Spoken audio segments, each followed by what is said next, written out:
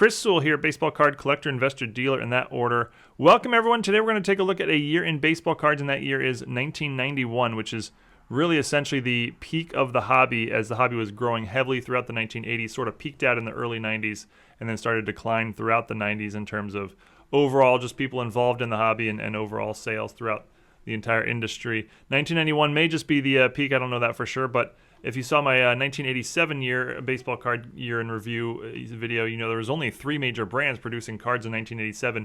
By 1991, it had grown to 11, and that was on its way to around 50 or so by the end of the 1990s. But 11 major brands in 1991: Bowman, Donruss, Fleer, Leaf, Pwcc, Premier, Score, Stadium Club, Studio, Topps, Ultra, and Upper Deck. There are other oddball brands and minor league brands, but these were the 11 brands that were showcased in Beckett Monthly magazine at the time, which was really the voice of the hobby in 1991.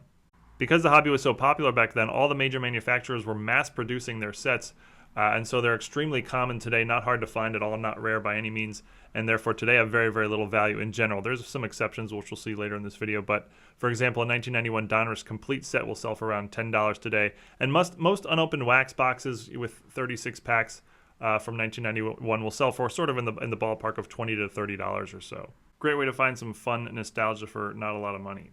Bowman was in its 3rd year producing cards, having re-entered the market in 1989, and like today, they focused on rookie cards, draft picks, players who had yet to make the majors yet, more so than any other brands. Packs were around 50 cents, and that was the case for basically almost every brand in 1991. Packs were around 50 cents.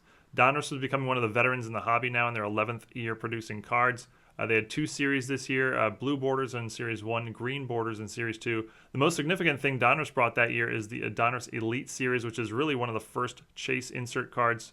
It is the first serial numbered set, and really a very, very significant card set in baseball card history. Fleer was also in its 11th year producing cards. Leaf was in its 2nd, and Pwcc Premier was actually in its 1st, although Pwcc, not Premier, had been around for decades at this point. Score was in its 4th year, and then both Studio and Ultra had their initial release in 1991. It was a very significant year for Topps as they released their 40th anniversary set, and they implemented some really interesting photography, something they were not known for, as you can see an example of the Roger Clemens there in the middle. And you can see on the left, packs were 50 cents, as I mentioned. That was basically the standard going price for packs in 1991. There's some very, very valuable parallel sets from 1991 Topps, which I'll discuss later in the video, but again, the base set today has very little value overall. Upper Deck was still kind of the hot new kid on the block, even though they had been around for 3 years at this point. Probably the most second popular brand in 1991 behind Topps. They had a significant card, a Michael Jordan card released in the set, which was numbered SP1. This was before Jordan ever tried to play baseball, and it was much rarer than other cards in the set. And actually, the term SP, standing for short print, is still used today to describe a card that is rarer than other cards in the same set. Topps also released Stadium Club, and this is the very first year for Stadium Club baseball cards, 1991. And this is the very first set to ever have gold foil stamping on the card, which might not sound like much, but it was sort of a step up in terms of quality cards, as they also were extremely glossy and high quality, photography, very crisp photos, and no borders. It was just seen as a step up in terms of quality of card, a premium card, and packs were more like $2 a pack. It was by far the most expensive packs that year. As was the case throughout the 1980s and into the early 90s, many of the brands came out with traded sets or update sets later in the season. These sets focused on a lot of players who were traded during the season, were on new teams now, or a lot of rookies, players, prospects who were sort of coming up during the season. And you had Donruss the rookies, Fleer update, Ultra update, Topps traded, Score rookie and traded, and Upper Deck final that year. All 6 of these were released only in complete set form, so there were no like packs to buy. You could only buy these as a complete set.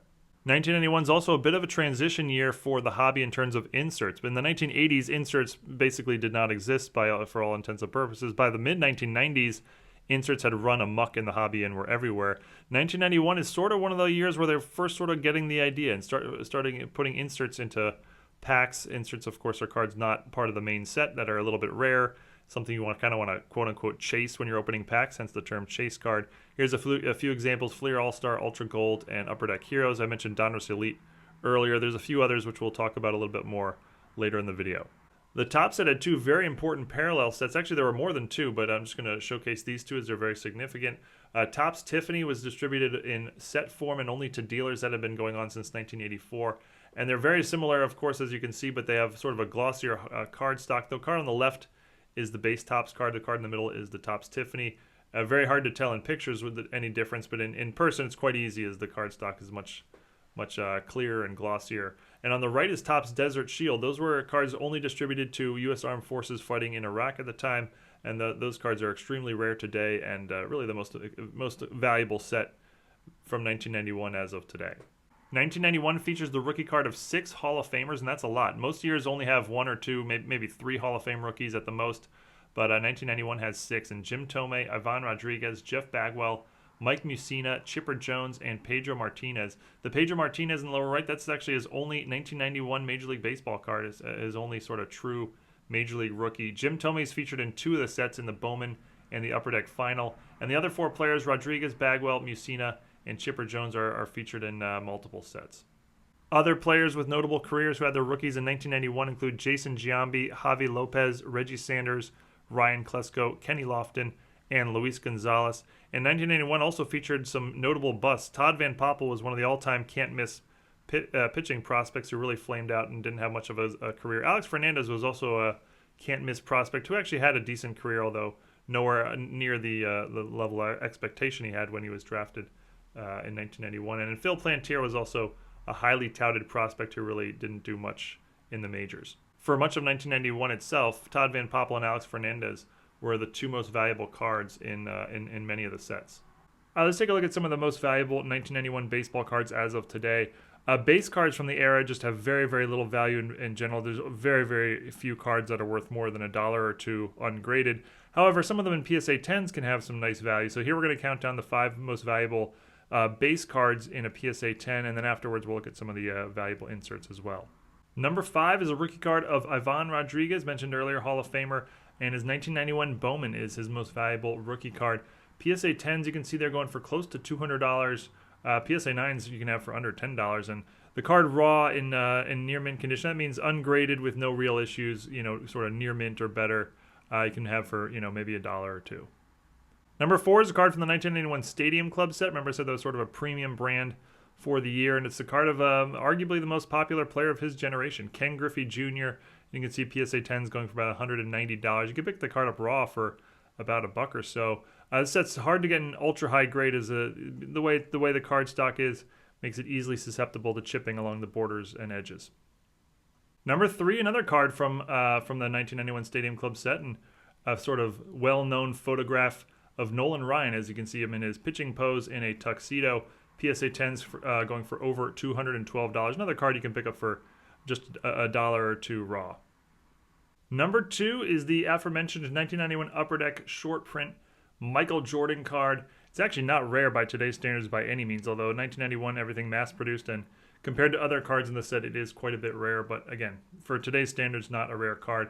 PSA 10s go for over $400. This is, I think, the first card to show Michael Jordan in any sort of baseball uniform. He would try out for the White Sox for a couple of years in the mid-90s and have a bunch of cards in 94 and 95 sort of around that event, but this obviously predated that by a few years. This is probably the most valuable base card from 1991 raw, as it goes for about, you can pick one up for about $10 ungraded. And the most valuable base card from 1991 was a bit of a surprise. It's a 1991 Studio Jeff Bagwell rookie with PSA 10s going for $470. Bagwell has a bunch of rookies, maybe 10 or so from 1991. This would not be one of his most famous, but apparently this one is just extremely hard to get in a PSA 10. It's just a pop 16 in a PSA 10, and that's why it'll cost you close to $500 to pick one of these up in top grade. All right, and we'll finish off by running through some of the most valuable inserts and parallels from 1991. Again, this is sort of a little before the inserts and parallels really boomed throughout the hobby in the mid-90s, but they were just getting started here, and there are some valuable ones here and there. Leaf had an insert set known as Gold Leaf Rookies, and it features some top rookies from the year, including Jeff Bagwell and Mike Mussina. The Mussina is the most valuable PSA 10 copy of a card from the set, going for $142. It's another set that's really hard to get in high grade, as the foil along the edges make it very susceptible to chipping and tipped corners. Upper Deck had an insert set known as Upper Deck Heroes. They actually had this set the year before with Reggie Jackson. In 1991, they featured Nolan Ryan. It was a 10-card insert set, all of Ryan, and you could pull a Nolan Ryan autograph, as you could see there, which was numbered out of 2,500. There has not been a PSA 10 sale of this card in over 6 years. I would guess one would go for around $3,000 today. There's some recent PSA 9 sales for around $660. Sticking with Nolan Ryan, Donruss had the Elite Series that year, but they also had 2 one-off inserts that were tied to the Elite Series. And one here is the 1991 Donruss The Legend Series, Nolan Ryan. This card's numbered out of 7,500, and PSA 10s go for about $750.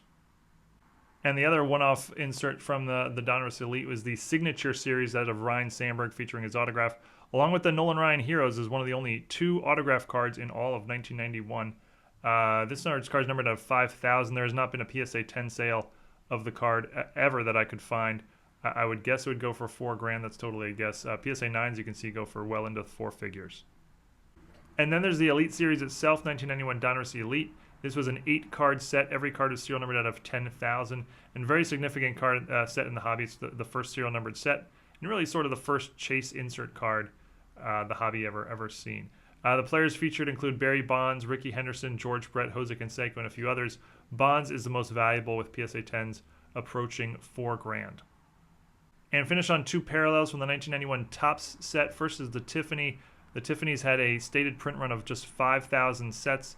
And like I said, they're parallels to the 91 Topps. They look identical, but just much glossier, shinier. Easy to tell it in person, not so much in pictures. But the most valuable card from the set is easily the Chipper Jones rookie. There are lots of valuable cards in this set. All the big names, Griffey, Thomas, Ripken, etc. But the Chipper Jones is by far the most valuable, with PSA 10s, again, approaching $4,000. And those valuable cards today from 1991 are from the 1991 Topps Desert Shield set. Again, it's a parallel of the 91 Topps set. It looks identical, except it has the Desert Shield, the gold Desert Shield stamp in the upper right. Sometimes it's in the upper left corner of the card. And basically all the big names from the set are big bucks in high grade. Griffey, Bonds, Thomas, McGuire, Nolan Ryan, etc., etc., etc.